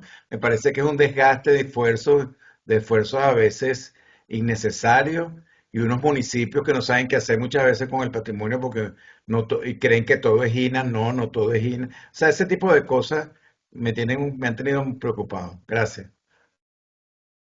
Y mire, pues sabemos que Bellas Artes tiene una dirección de protección del patrimonio artístico inmueble. Sin embargo, bueno, pues también sabemos que no tiene la capacidad, la infraestructura para actuar a nivel de todo el país. Y bueno, con estos recortes presupuestarios creo que menos todavía. Entonces ellos, digo, no tienen esa capacidad para cubrir todo el país. Entonces sí consideramos que se debería implementar un cambio en la Ley Federal sobre Monumentos. Como comenté hace un momento, creo que sí sería importante que al menos el patrimonio pues tal vez de la primera mitad del siglo XX fuera protegido por el INAH también. El INAH que afortunadamente, bueno, ya tiene una delegación en en cada una de las entidades, pues pudiera estar al tanto también de este patrimonio, porque a veces tiende mucho a destruirse patrimonio del siglo XX. De repente los particulares llegan al INAH diciendo es que están destruyendo y que el INAH no hace nada y que el INAH no se mueve y que el INAH no. Digo, pues es que si no tenemos competencia, pues no lo podemos hacer, obviamente. Sin embargo, bueno, pues sí le decimos a Villasart, ¿sabes qué? Están destruyendo esto, hay que protegerlo. Dicta una declaratoria provisional, haz todo lo que tengas que hacer legalmente para proteger este patrimonio. Sin embargo, a veces también, pues no hay mucha ayuda por parte de los gobiernos municipales o los gobiernos estatales. A veces ellos son los primeros que afectan este patrimonio. Entonces, pues creo que sí es muy importante que se haga una reforma en la Ley Federal sobre Monumentos para que el INAH pueda proteger al menos estos monumentos significativos que son del siglo XX. Porque sí, como comenté hace un rato, tenemos mucha carga de este patrimonio de principios del siglo XX que se construyeron, pues muchos a finales del Porfiriato y que abundan en el norte del país también. Bueno, aquí en la Ciudad de México, pero afortunadamente están dentro de las zonas de monumentos, pero en el norte del país pues están desprotegidos, prácticamente a merced de que los puedan tirar, porque a veces ni siquiera respetan las leyes locales protectoras de patrimonio. A veces estas leyes están funcionando como letra muerta. Digo, afortunadamente hay leyes locales en algunas entidades que le dan un lugar al INAH. Dicen, cualquier obra que se haga en el centro histórico tiene que estar avalada por el INAH. Eso lo dice la ley local. Digo, una ley local no tendría por qué darle facultades al INAH, las facultades nos las da nuestra ley federal. Sin embargo, bueno, si alguna ley local nos da entrada, nosotros aprovechamos en ese momento para proteger ese patrimonio. Porque, bueno, sabemos que no tenemos competencia en un centro histórico, pero sí en los monumentos y en los colindantes. Pero si la ley estatal nos dice que cualquier obra en ese centro histórico tiene que estar avalada por el INAH, pues ahí es cuando aprovechamos. Ahí nos metemos precisamente para dar la asesoría técnica y decir cómo se puede conservar este patrimonio y se pueda salvar dentro de esos centros históricos que no tienen una declaratoria federal. Y eso es lo que viene siendo el INAH a lo largo de la historia. Pero esperemos que pronto sí haya una reforma y que se pueda proteger también este patrimonio significativo de principios del siglo XX. Ok, gracias. A la orden. Gracias. Siguiente, tengo la mano alzada de Rocío Garza, adelante, y se prepara María Eugenia, por favor.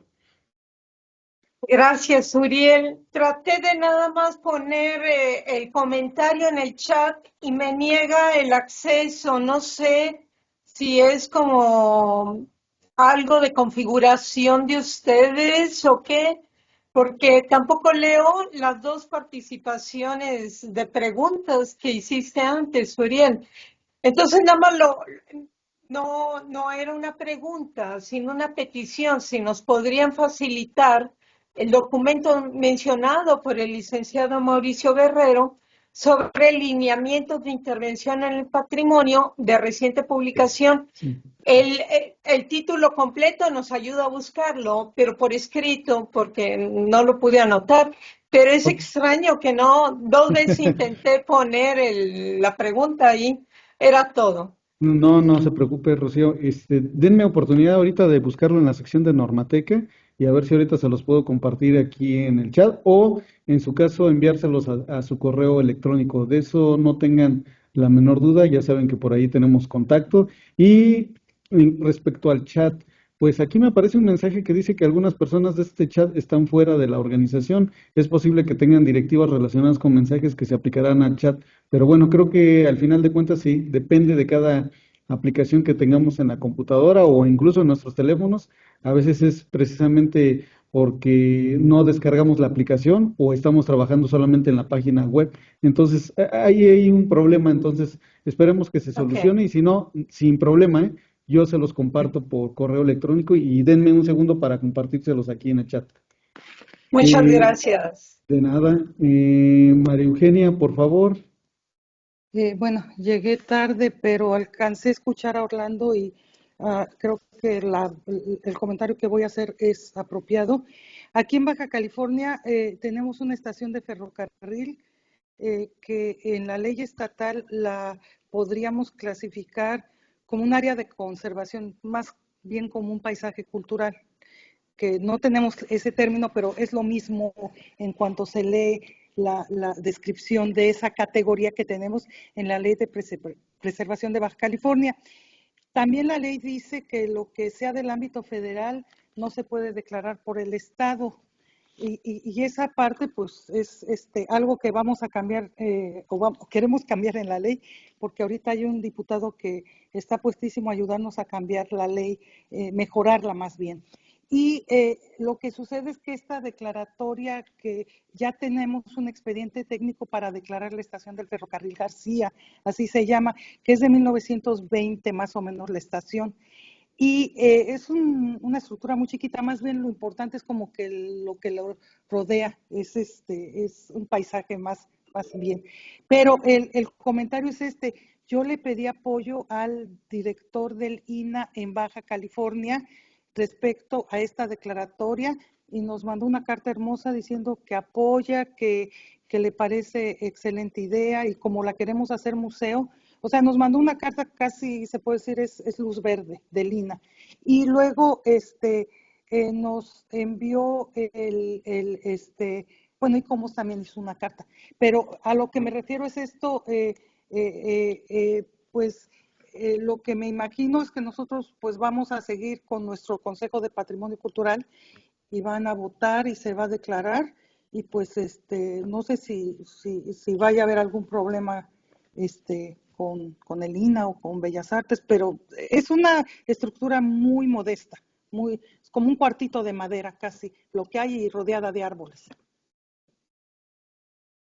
Entonces, no sé, ya lo he platicado incluso con el asesor jurídico de ICOMOS y parece que sí estamos en posibilidades de que se haga la declaratoria y que pues no nos la echen para atrás, pero no sé si esto es algo que entra dentro de lo que se está comentando aquí. Sí, digo, por ser una obra de tal vez de 1920, pues no es una competencia del INAH, pero sí estamos a la orden para dar toda la asesoría que se requiera, la asesoría técnica para lograr este objetivo. Y además, bueno, también los estados pues tienen la facultad de preservar su propia historia local. Pues creo que es muy importante que el estado pueda crear un decreto, una declaratoria de esta área, de este ferrocarril, pues como patrimonio para su estado. Entonces digo, si no entra en la competencia de nosotros como INAH, o a lo mejor no entra en la competencia de INVAL por tratarse de bueno, no sé si sea solo la estación, o sea, pues no sé, todo un tramo ferroviario, no sé exactamente No, qué. es muy pequeño, es como si fuera la manzana de una calle y es Sí. muy modesta, entonces no va a tener la relevancia para que el INVAL la quisiera declarar. Entonces, eso nos da la posibilidad de declararla nosotros con nuestra ley estatal. Sí, así es. Así es, porque Ok. le digo, o sea, la federación puede declarar todo lo que es importante a nivel de la nación, pero también es importante la historia local. Entonces, sí hay posibilidad de que el Estado pueda hacer un decreto, una declaración para proteger ese bien inmueble. Les digo, sí les corresponde por ley también a ellos proteger, entonces creo que es lo más Ok. adecuado que se O haga. sea, al final lo que nosotros cometimos el error, o más bien tenemos que nosotros mismos corregir nuestro artículo de la ley que dice que no podemos. Pero bueno, ya entendí que sí se puede, porque no tiene relevancia. Y esa es la parte que vamos a argumentar. Nada más porque hay una persona que lo argumenta de que no podemos, pero todos los demás están de acuerdo, la gobernadora, todo el mundo, y pues no le hacemos daño a nadie declarándola. No, claro, digo, a lo mejor no tendrá relevancia nacional, pero sí tiene una relevancia local, entonces sí es importante que se declare para que pueda ser protegido, porque si no, pues va a Muy quedar a bien. merced de que se destruya también y pues no queremos que suceda eso. Muchísimas gracias.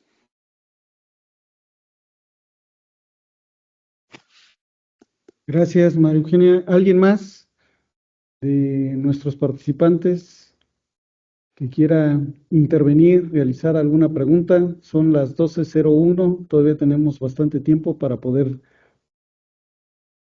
tratar de ir despejando alguna duda, inquietud. Recuerden que en noviembre terminamos nuestra última sesión de este curso de formación de grupos coadyuvantes en monumentos históricos y muebles. Entonces, es por eso que es necesario que ustedes pregunten, porque al final de la sesión o al final de este curso ustedes tendrán que exponer gran parte del trabajo que están realizando en equipo. Entonces, uno de los temas imperantes que van a abordar, pues es esta parte de lo que es la denuncia. Entonces, por eso es importante que aprovechen ahorita el tiempo. Por ahí veo que alguien está escribiendo, pero todavía no está formulada la pregunta. Orlando, adelante. Sí, también estaba pensando en la parte de capacitación y sensibilización comunitaria por parte de Lina ante estas cosas, ¿no?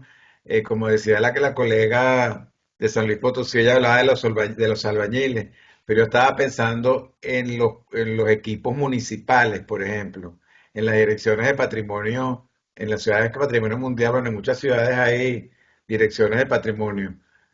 Cómo saber exactamente que están en la misma sintonía que Lina. O sea, hay reuniones periódicas, esta ley está realmente, no solamente en los colegios de arquitectos, sino todo lo que tienen que ver con patrimonio. Y es que a veces he notado hay conflicto interinstitucional de poderes locales con federales o estatales inclusive, o por varias miradas que se confrontan con respecto a la ley. No sé, yo lo he notado muy conflictivo en los años que tengo en México, esa parte de lo legal, ¿no? Entonces, como vamos a crear grupos coadyuvantes, como vamos a, bueno, sí, crear grupos coadyuvantes y favorecer esto, sí me parece que deberíamos tener la misma línea, ¿no? Entre todos. ¿Qué- Al respecto, ¿qué opinan? Sí, sí, claro. Bueno, aquí en México siempre, ahora sí que desde el siglo XIX ha existido una cultura de protección del patrimonio histórico, una cultura legal incluso, porque hemos tenido diferentes ordenamientos, incluso desde la época de la colonia, eso fue el primer ordenamiento para proteger los monumentos antiguos. Tenemos también toda una tradición del siglo XIX que se soltó a partir de todo el saqueo arqueológico que hubo por ejemplo, en Egipto, que hubo en Babilonia, en Mesopotamia, en toda esta zona, pues eso influyó para que México desarrollara un tanto esta cultura de protección al patrimonio, porque aquí en México también enfrentamos mucho saqueo y mucha destrucción en el siglo XIX, o por lo menos lo que se consideraba patrimonio, que era principalmente lo arqueológico en aquellos años. Hubo mucha afectación. Entonces, bueno, por eso es que se dio esa reforma de nuestra Constitución para dar al Congreso la facultad para legislar en materia de monumentos arqueológicos, artísticos e históricos de interés nacional. Por eso es que se creó la Ley Federal de Monumentos. Y sin embargo, a pesar de toda esta tradición jurídica que existe en el país, no ha habido la debida difusión. Hay mucho desconocimiento. Incluso hay muchos ministerios públicos, muchos jueces que no tienen conocimiento de la Ley Federal de Monumentos. Aquí en la Ciudad de México, afortunadamente, ya tenemos una fiscalía especializada en leyes especiales, en delitos previstos en leyes especiales. La Ley Federal sobre Monumentos se considera como una ley especial. Aquí sí tenemos una fiscalía, pero en los estados normalmente no se cuenta con una fiscalía. Es el Ministerio Público que ve desde asuntos de homicidios, de narcotráfico, es el mismo que tiene que ver asuntos de afectación a patrimonio. Y obviamente, pues ellos le dan más valor a delitos de más alto impacto, o al menos ellos lo consideran de más alto impacto, otro tipo de delitos. Pues como que lo que es el patrimonio cultural lo van dejando al último. O sea, finalmente lo tienen que resolver, pero no es para ellos una prioridad. Entonces yo creo que sí es indispensable crear toda esta cultura, no nada más en los ejecutores o en los arquitectos o en los albañiles, sino también en los abogados, o sea, en las facultades de Derecho y también en las facultades de Arquitectura, para que ellos ya tengan toda esta preparación, conozcan toda la inmensidad de patrimonio que tenemos en México y que es muy, muy importante protegerlo a nivel Y, sí, jurídico y a nivel técnico. y con respecto a la ley también estaba pensando, estaba ahorita mientras usted estaba hablando, acordándome del caso del Templo Mayor en el Centro Histórico de México. Yo ¿Sí? todavía estaba en Venezuela, pero venía de vez en cuando. La comunidad sabía exacto, porque dirían la comunidad, bueno, están violando la ley, ¿no? Tumbando los edificios del siglo XIX. O sea, que en ese caso hubo esto que estamos hablando de una sensibilización, de una comunicación efectiva para que la gente comprendiera la postura de Lina ante el descubrimiento del Templo Mayor y la identidad mexicana y todo lo que ocurrió. Sí, efectivamente. Bueno, aquí en México, la Ley Federal de Monumentos, digamos que es el resultado de la Revolución Mexicana, es el resultado de un nacionalismo que imperó aquí en el país a principios del siglo XX también. Entonces, esta ley es netamente nacionalista y sobre todo por los valores que protege, que son la identidad nacional. Entonces, aquí prácticamente lo prehispánico se le dio una calidad superior a lo colonial y a su vez a lo colonial se le dio una calidad superior a lo que tiene valor artístico. Incluso eso lo dice la misma ley de monumentos. Ah, ok. Dice que tiene una mayor protección jurídica el patrimonio arqueológico, después el patrimonio histórico y al final el patrimonio artístico. Digo, yo personalmente creo que los tres patrimonios son importantísimos, Claro, pero sabemos que, por ejemplo, aquí en el caso del Templo Mayor, se tuvieron que demoler monumentos históricos que estaban sobre él para poder sacar este claro. templo mexica. Y hubo Digo, muchos finalmente, problemas con los colonialistas. sí, exactamente, digo, pues es que todo el patrimonio es importante, finalmente así fue la historia, no la podemos cambiar, eso es lo que nos dio identidad como mexicanos, o sea, no nada más lo prehispánico, también la Nueva España, somos herederos tanto de los grupos prehispánicos como como del virreinato de la Nueva España, y pues creo que entre los dos juntamos este mestizaje y que logró que hoy seamos los mexicanos que somos. Entonces todo el patrimonio es importante. Digo, no tenemos por qué darle supremacía a uno y dejar Claro. abajo otro, ¿no? Creo que todo el patrimonio es muy importante. Gracias. A la orden. Muchas gracias. Bueno, un comentario más quería hacer, si se puede. A ver, denme un segundo para ver cómo están aquí las manos alzadas. Tengo a Rocío, tengo entonces a no. María Eugenia. No sé si tenga algún conflicto, Rocío, le cedo la palabra a María Eugenia y ya después interviene. Sí. Ok, Ajá. y por ahí había alzado la mano a este Rubén, pero ya la bajó, entonces para que lo piense, lo reflexione si quiere intervenir, pero así está en ese orden, ¿eh? Todo se ve en este monitor. Entonces, adelante, María Eugenia. Sí, pues solamente reiterar, ¿no? Que esta es una apertura del INAH que ahora y del INVAL, de que ya podemos declarar a nivel estatal o federal, o simplemente es porque no pueden ellos por recursos. Creo que eso es lo que entendí, ¿no? No hay infraestructura, el país es muy grande y todo eso. Solo que sea muy relevante puede ser declarado por el INVAL del siglo XX. Sí, pero le digo, sin duda, sí, en las leyes locales, pues sí hay posibilidad de poder también declarar patrimonio del Estado ciertos inmuebles, que a lo mejor, como me dicen, no tienen la relevancia para ser declarados a nivel del país, pero sí a nivel local. Porque digo, también la historia local, pues es muy importante para su propio Estado. Es muy importante declarar este patrimonio y que esté protegido por las normas locales. O sea, los centros históricos que escuché que se pueden declarar a nivel local las estructuras, ¿no? Sí, o sea, inmuebles individualmente considerados o algunos centros históricos que no sean competencia de la Federación, sí los pueden declarar los estados. Ok. Bueno, es nada más para reiterar eso. Muy amable, gracias. Para servirle. Sí, un segundo, quiero leer aquí en el chat una intervención de Juana Mendoza. Dice, una felicitación al licenciado Mauricio Guerrero por sus contribuciones. Aquí en la zona arqueológica de Teotihuacán contamos con un departamento jurídico que se enfrenta con varias problemáticas. La primera, la población no acata las normas. Lo bueno de esto es que se cuenta con el apoyo de la seguridad de la zona. Los permisos para construcción son muy tardados para la construcción y esto ha sido motivo para que las construcciones no sigan su transcurso y sean ilícitas. El municipio interviene, pero no existe un buen enlace y esto crea mucha confusión. Y se prepara Rocío. Gracias. Y bueno, en el caso de Teotihuacán, es una problemática tremenda. Yo trabajé muchos años en el jurídico del INAH. Prácticamente una tercera parte de todo el trabajo que teníamos en el área jurídica central era Teotihuacán. Teotihuacán es un lugar que tiene un problema no nada más de carácter jurídico, es político y social, porque prácticamente pues los pueblos están asentados sobre la zona arqueológica. Es una zona arqueológica inmensa, grandísima la zona. Tenía habitaciones en conjunto y habitaciones dispersas y zona de palacios y había de todo en Teotihuacán.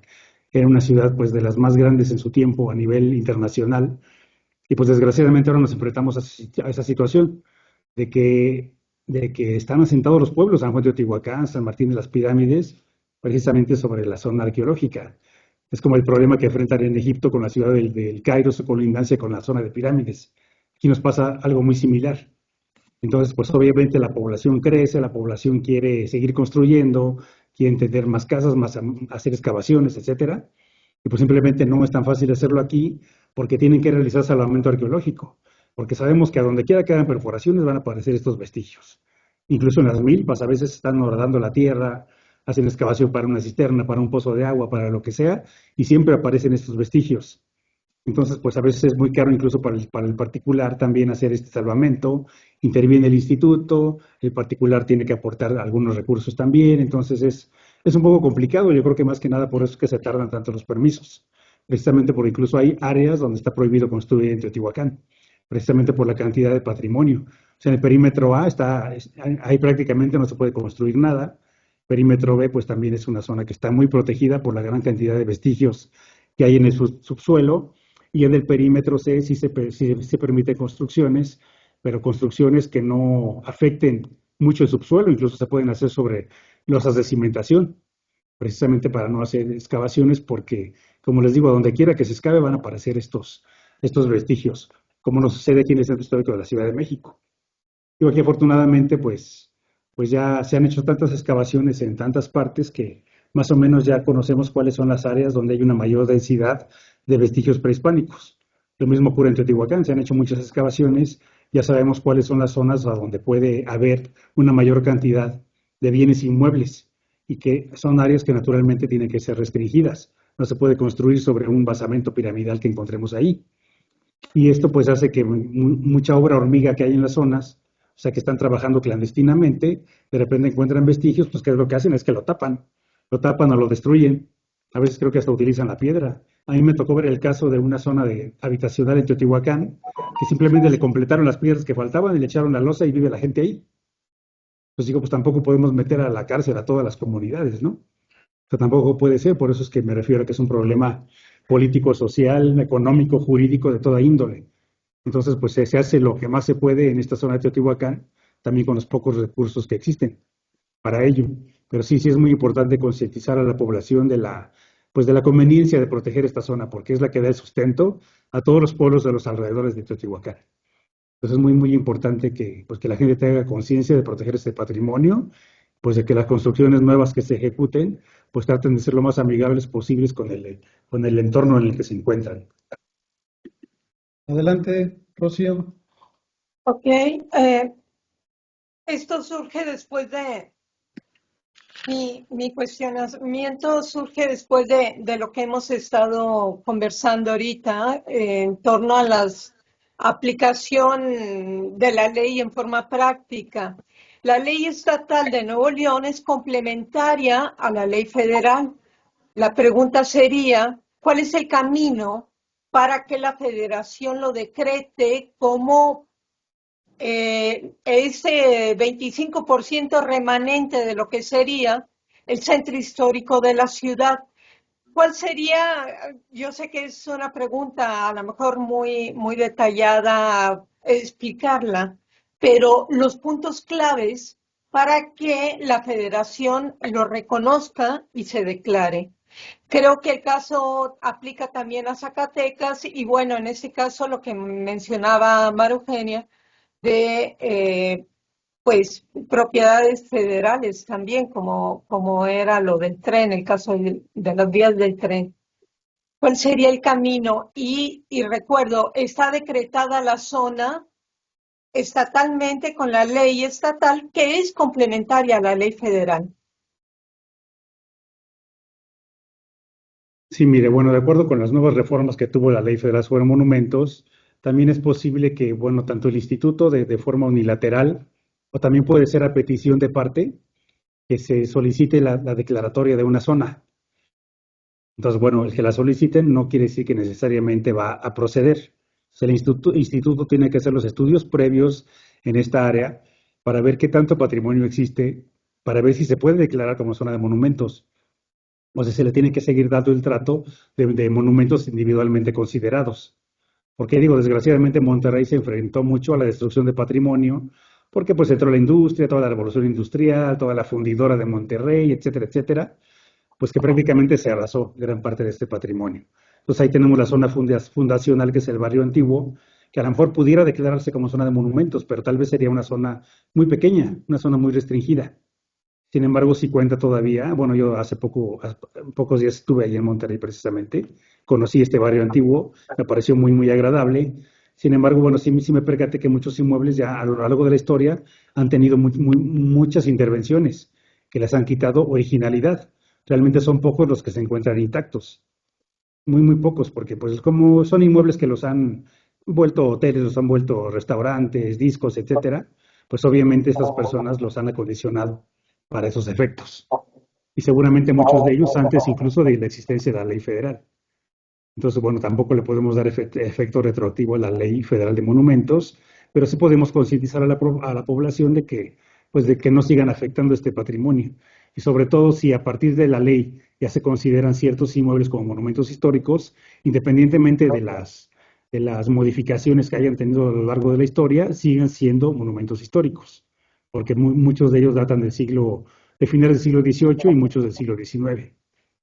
Entonces, aún teniendo agregados, aún teniendo acondicionamientos del siglo XX, para efectos legales se siguen considerando monumentos históricos. Sí, eso es en cuanto a lo que usted decía, Mauricio, de que ojalá el INAH pudiera intervenir en la zona completa y no nada más en monumentos individuales, pero claro, la colindancia ayuda muchísimo. Gracias. Claro.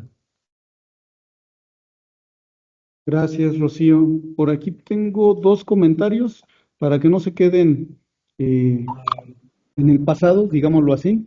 Los leo y ya se prepara Rubén Salmón, por favor. Dice Karina Mendoza Colín. Muchas gracias, licenciado Mauricio, por la información. Felicidades por su aportación y trabajo en la Coordinación Nacional. Saludos. Y Orlando Araque, muy interesante el tema. Tengo mucho que aprender e investigar al respecto. Gracias, licenciado Guerrero Loa, por sembrarnos la inquietud sobre la cultura de la denuncia. Y por ahí ya les puse en el chat el documento que nos señala el licenciado Mauricio para que puedan buscarlo en la sección de Normateca. Y si no, denme oportunidad a rato que terminemos ya propiamente esta sesión de buscarlo y enviárselos a su correo electrónico. Pero ahí ya está el nombre, que es Lineamientos Generales de Intervención en Zonas de Monumentos Históricos y sus colindantes. Adelante, Rubén Salmón.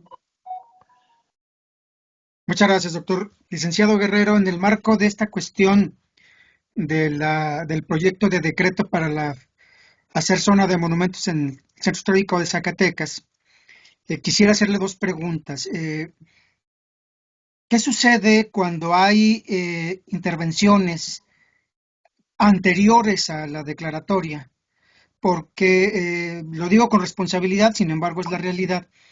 La ley estatal tiene una relajación enorme en el centro histórico. Entonces nos estamos enfrentando a un fenómeno interesante. Por un lado, hay una epidemia de terrazas cerveceras que están modificando muchos aspectos importantes de los valores excepcionales del centro histórico. Y por otro lado, empiezan a aparecer estructuras enormes con paneles solares que a los dueños argumentan su derecho a producir o ayudarse en la cuestión de la energía eléctrica, pero que son unas cubiertas altísimas que prácticamente cubren las azoteas de todas las propiedades. ¿Qué sucede en ese marco cuando la ley federal entonces entre en Zacatecas? Esa sería la primera, licenciado. Sí, mire, como comenté hace un rato, bueno, nosotros no podemos nosotros ni ninguna autoridad puede dar efecto retroactivo a una ley. En este caso, hasta este momento tenemos competencia únicamente en aquellos inmuebles que se consideren monumentos históricos y en sus colindantes. En los que no se consideran así, pues todavía no tenemos competencia por no estar declarado por el Ejecutivo Federal como zona de monumentos. Sin embargo, a partir de que se logre esta declaratoria, entonces ya podemos restringir todo ese tipo de construcciones que se hagan en la zona. Y digo, no necesariamente restringir, porque hay lugares donde sí están reguladas, hay muchas ciudades donde las han pedido, hay lugares donde es factible instalarlas y hay lugares donde no, precisamente que no se cause una afectación visual a la zona de monumentos históricos, pero sí nos hemos enfrentado mucho al problema de las terrazas. Esto ha sucedido mucho, por ejemplo, en Morelia, en Querétaro, aquí en la misma Ciudad de México, nos enfrentamos a las terrazas. Entonces digo, no en todos los casos se va a negar una terraza. O sea, sí hay muchos edificios donde es posible hacerlas, pero tienen que estar reguladas precisamente técnica y legalmente por el INAH para que causen el menor impacto posible en la zona y para que sus instalaciones sean lo menos visibles para no afectar el contexto de la zona de monumentos. Pues a partir de que surge esta declaratoria, sí podemos tener injerencia en toda la zona que logre declararse como tal. Gracias, licenciado. La segunda es también en relación al mismo tema. Una vez que leímos el proyecto de decreto para la zona de municipios federales en Zacatecas, consideramos que es importante solicitar que se extienda, sobre todo al sur de la ciudad, o se toman en cuenta unos monumentos que creemos que deberían quedar dentro de esa declaratoria. ¿Cuál sería el camino a seguir allí para poder solicitar la ampliación, dado que todavía está en proyecto de estudio y de decisión, para poder argumentar para que se extienda esa zona de protección? Monumentos, perdón, sí, gracias. Si precisamente si ustedes consideran que hay inmuebles que proteger y que son cercanos a este perímetro que se declare, sí le pueden proponer a Lina su protección, porque una zona de monumentos históricos o arqueológicos puede tener diversos perímetros, puede tener un perímetro A, puede tener un perímetro B, dependiendo de la densidad de monumentos que haya en cada uno de sus perímetros. Normalmente el perímetro A es donde hay una mayor densidad de monumentos históricos, como aquí en el Centro Histórico de la Ciudad de México, pues tenemos obviamente el primer cuadro de la ciudad, que es a donde está la mayor densidad. Fue donde estuvo Tenochtitlan, fue a donde estuvo la ciudad novohispana, y posteriormente tenemos un perímetro B, a donde la norma no es tan rígida. No es tan rígida porque es una zona de amortiguamiento precisamente para el núcleo de esta zona de monumentos históricos. Entonces, en el caso de Zacatecas, pues es posible que sí, a lo mejor no hay tantos monumentos en esa área, pero sí hay algunos que tienen cierta importancia y que deben de conservarse también dentro de la declaratoria, pues es posible que el INAH pueda plantear un perímetro A y un perímetro B de protección. Claro que también vamos a tener competencia en el perímetro B, pero va a ser un poco más relajada que lo que es en el perímetro A. Muchísimas gracias, licenciado Guerrero. Es verdaderamente un placer. No soy abogado, pero me gusta esta cuestión y es un placer de veras platicar con usted. Muchas gracias. Y para servirle. Gracias a ambos. Tengo la mano alzada de María Eugenia. Adelante. No, es un error. Ok. No la he podido bajar. A ver, ahorita le ayudamos a bajarla. ¿Alguien más de nuestros participantes que quiera hacer uso de la voz? Hay una cosita más adicional que yo quisiera comentar con respecto, ahorita que hablaron lo de las terrazas, y le quería preguntar al licenciado. ¿Ustedes tienen actualización de criterios con el paso del tiempo? Lo digo porque lo de las terrazas en centros históricos, hay sectores como las que están con el asunto del cambio climático que consideran que son beneficiosas usarlas y adaptarlas para justamente bajar la huella de carbono. Y se está haciendo en muchos centros históricos del mundo. El INAH se adapta a este tipo de circunstancias que son ya de este siglo XXI. Sí, por supuesto. O sea, nuestros técnicos tienen mucha experiencia también en ese tipo de labores. Entonces, de ahí la importancia de que cuando se pretende hacer una terraza, se someta este proyecto a la intervención del INAH para que el INAH les diga exactamente cómo hacerlo, cuál es la altura, hay que ver si el edificio lo puede soportar, hay que hacer un dictamen estructural precisamente para ver que este peso no vaya a generar una afectación al monumento, para que se puedan hacer pues lo más transparente posible, poner incluso vegetación en esas terrazas. Esa vegetación, pues al mismo tiempo que ayuda al medio ambiente, pues también camuflajea estas mesas o estos elementos que se pueden poner sobre las terrazas. Y claro, esa es una inquietud a nivel internacional. Sabemos que en muchos lugares como en Sevilla, en Madrid, o sea, en muchos lugares históricos, en París, en Roma, existen las terrazas. O sea, eso no significa que en México no pueden existir. O sea, claro que pueden existir, pero perfectamente reguladas. Y sí es posible hacerlas, pero perfectamente con la regulación, la técnica y la licencia de antropología. Ok, gracias. Para servirle. Gracias, Orlando. ¿Alguien más? Tenemos escasos 4 minutos para poder terminar nuestra sesión. Si no, quiero aquí poner al centro de la mesa, ya que no hay ninguna intervención, ninguna mano alzada, y aprovechando que está aquí el licenciado Mauricio Guerrero, algo que ha surgido en torno a otras sesiones que hemos tenido a lo largo de estos espacios, sobre todo en el caso concreto de los grupos coadyuvantes y el tema que ahorita estamos trayendo a colación, que es fomentar la denuncia de la cultura, ¿no? En casos de afectación al patrimonio cultural edificado. ¿Y por qué lo digo? Porque es necesario fomentar, llevar a cabo estas denuncias, no nada más al terreno de lo que es en el plano de lo legal, penal o administrativo. ¿Qué pasaría en caso de que ninguna de estas instancias, hablémonos de lo que es en el terreno administrativo o penal, no nos hiciera caso? ¿Hacia dónde más podremos elevar nuestra denuncia, sobre todo cuando exista afectaciones o daños al patrimonio cultural edificado? Es algo que se los pongo ahorita en mesa porque a lo mejor no lo han pensado, pero lo van a enfrentar en su momento y es algo que sucede día a día. Por eso yo sé que estas instancias que hoy nos comenta el licenciado Mauricio Guerrero son imperante, importante, sobre todo para que ustedes tengan conocimiento, ¿no? Es decir, que nosotros coadyuvamos, sobre todo por eso es la palabra, ¿no? Coadyuvar es ayudar, colaborar, sobre todo a estas instancias que tienen que ver con la protección del patrimonio cultural.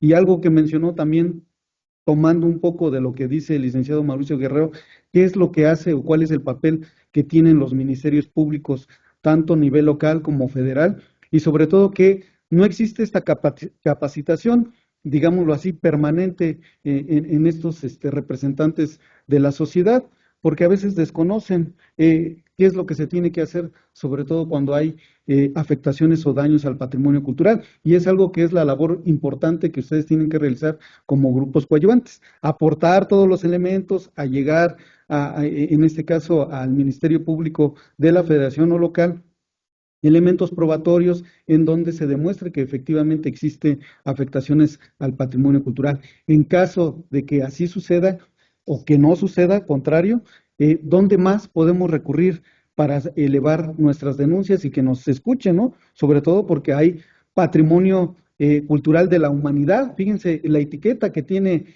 no nada más es local, federal, sino patrimonio cultural de la humanidad. Entonces, ahí convergen otros elementos para poder defender el patrimonio cultural que tenemos hoy en día en nuestro país. Pero bueno, lo dejo así para no irlos empantanando sobre todo estos temas que suceden, pero creo que es importante que reflexionemos y aprovechando estos minutos que tenemos ya casi para cerrar nuestra sesión, le cedo el micrófono al licenciado Mauricio Guerrero. Sí, efectivamente sabemos que las autoridades pues siempre están cargadas de trabajo.